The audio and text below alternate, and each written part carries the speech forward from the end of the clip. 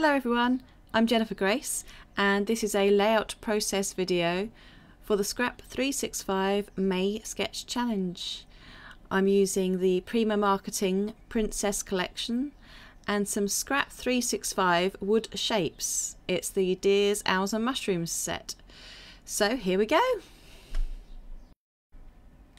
Right, so I'm starting off with some photos. These are from a walk we took in the forest one day. And I've also got this piece of princess paper from the Prima collection, and I like the back side of it, the B side, because of the polka dots. I'm going to not use all of these photos because I like to leave a bit of space for journaling and embellishments and stuff, but I'm going to chop them down so that I can choose which ones I want to use.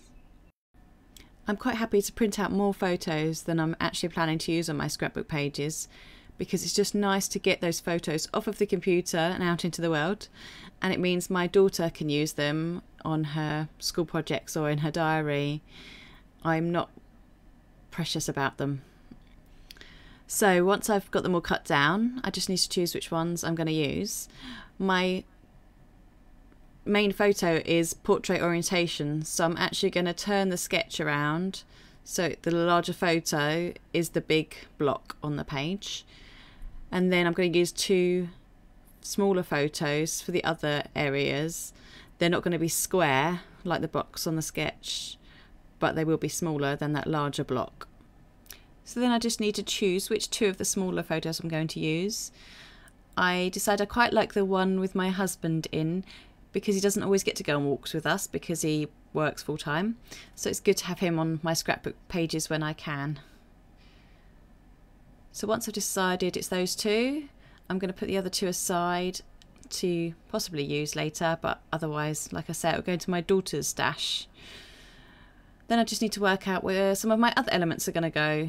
I need to leave a bit of space down the right hand side for my title. And then I have a look at the other papers which I might use on my page. I've pulled a few out of the Princess collection because I like the colours and the nature patterns in them. This one is good because it's got lots of little squares, and this one's got a nice map pattern on it. So I'm going to try a couple of those out and see which one I like best with my other paper and my photos. So I try the papers that have the more subtle pattern out on the right hand side of my page as a photo mat for my main photo, and try and see which colours and patterns I like best. I decide to use the yellower map paper because I like how it brings out the warmth in the photo. As it's a page about how hot the day was, it's good to have that yellow coming out. Once I decide that, I just need to chop it down to make it into a mat for my photo.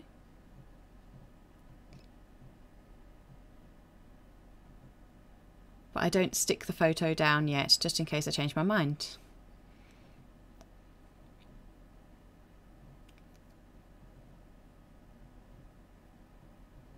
I decide to use the two smaller photos on the grayer paper because it has a nice soft and calm feel to it. It did feel very peaceful in the forest that day. There weren't many other walkers about. Quite sensible of them really, because it was so hot. So once I've got those matted, I just need to work out where some other things are going to go on my page. Though I've stuck down the smaller photos onto the grey paper, I still haven't stuck down the main photo because I think I might want to tuck some other items underneath. I'm going to chop down some of the squares now. These are really good because they've got some little foresty scenes on. There's a lot of leaves and birds and things like that. So I'm just going to pick out some of my favourites and cut them down and see where I can fit them on my page. I'm just going to chop them with scissors because it's not so fussy when they're just these small little things. I especially like the birds. Love that little one.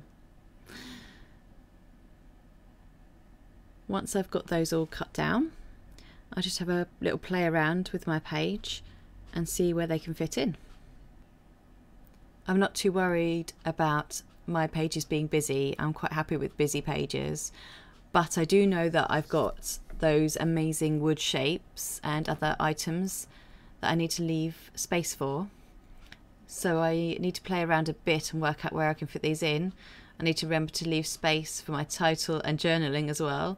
I quite often forget about those until it's a bit late and have to try and squeeze them in. Tell me I'm not the only one.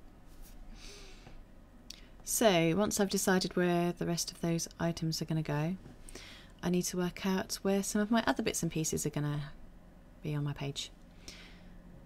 So I have got a sheet of alphabet letters and some stickers from the Princess Collection, which I'm going to use for my title and maybe a few other bits and pieces. But the main thing is my wood shapes. I want to make sure they've got a nice prominent place on my page. So I'm just going to work out which ones I'm going to use and where they're going to go. My favourite is the deer, and then a close second is the owl. I just love their little faces. They're so cute. Once I've worked out where they can be, I realise that they blend in a bit too much, so I'm going to add a bit of colour to them.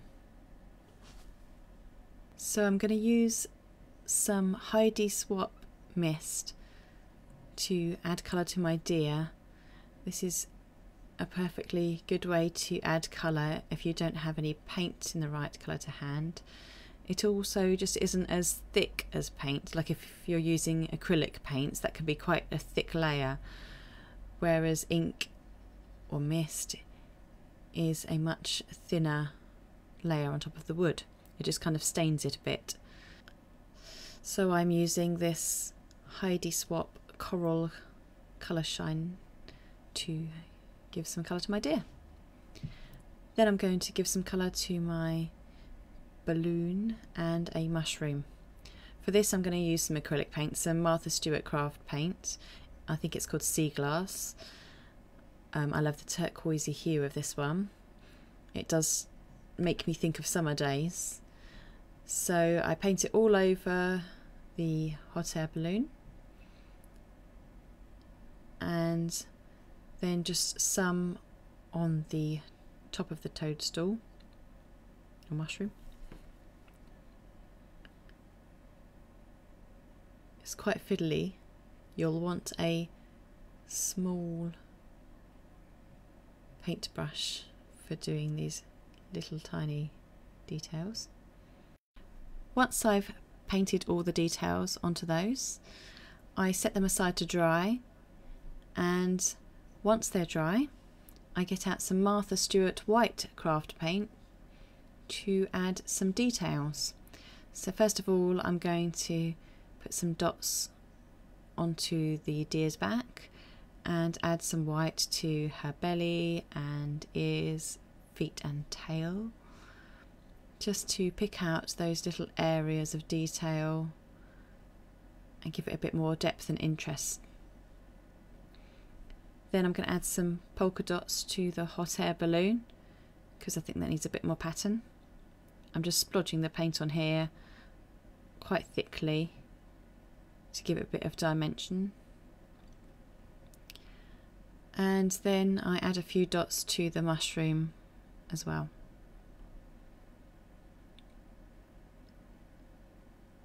And to the stalk of it. Then I just need to leave those to dry again. While they are drying, I can start arranging some other items on my page.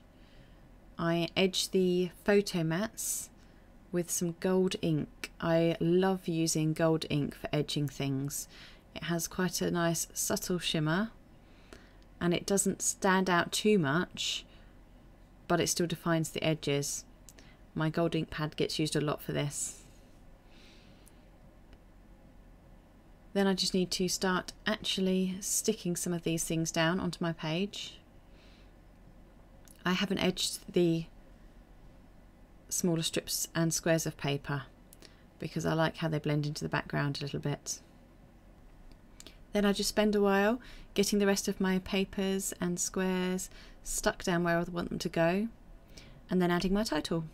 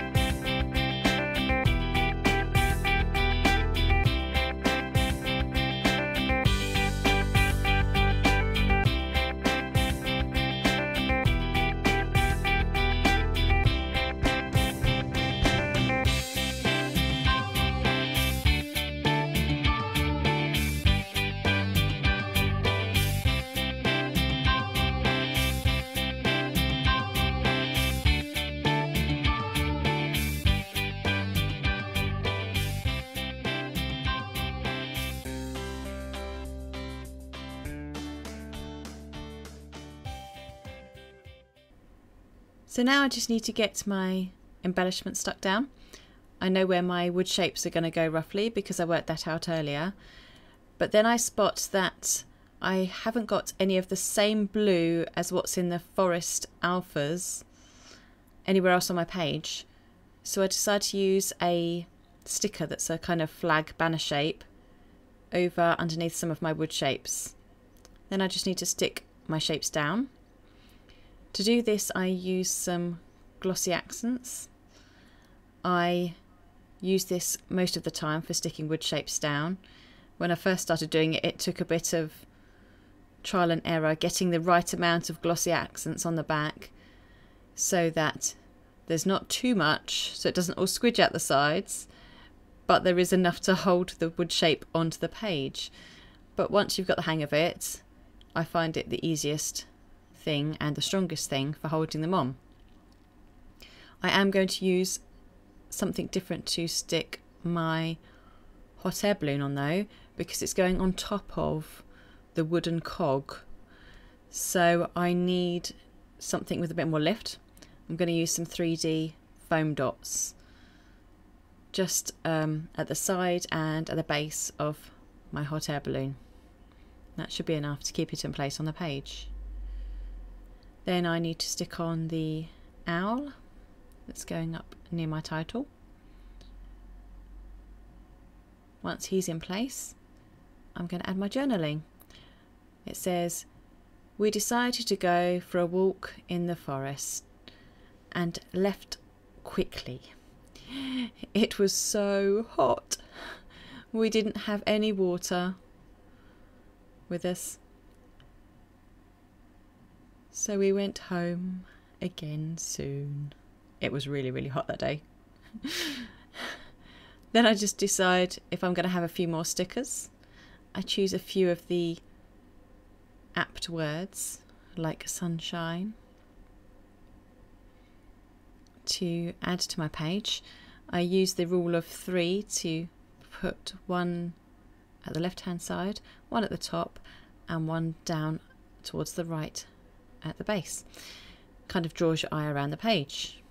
I then also add a pink arrow to bring out the pink in the alphas that I used for the word hot.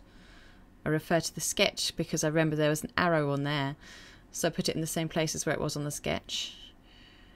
And I also add a pink circle sticker, again using the rule of 3 to spread that pink around the page. Now all that's left for me to do is to add some of these gorgeous super sparkly Prima crystals and some sequins. I am going to use glossy accents for my sequins as well. When I use this to stick sequins on, I find it easiest to put the drop of glossy accents on the paper where I'm going to put the sequin rather than trying to put it on the sequin itself. It makes it a lot easier and I get a lot less sticky. So again, I've got these scattered about the page in 3 different areas. I don't always use this rule of thirds, but it seems to work quite well on this page. I do, however, always have a scattering of something sparkly. It's just my style. I love to have a bit of glitter or glimmer on my page somewhere. Makes me feel happy. Once those are stuck on, then my page is finished. Thank you so much for watching my process video. I hope you've enjoyed it.